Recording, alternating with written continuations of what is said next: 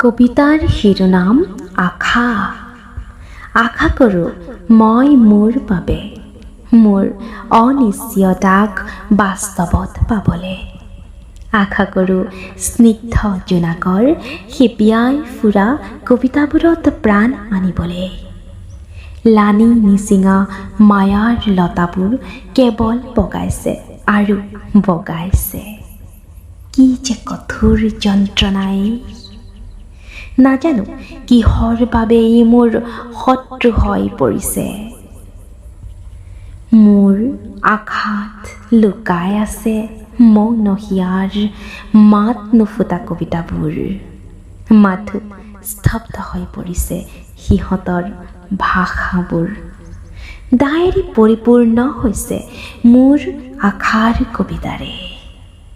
মোৰ অনিশ্চয়তাক বাস্তৱত পাবলৈ মই আশা কৰোঁ। কিন্তু কি কঠোৰ যন্ত্ৰণাই। হাবিয়াস হৈছোঁ শুকান কণ্ঠত পানী এটুপি দিবলৈ। জানিছা মোৰ আশা জীপাল হৈ উঠেই বা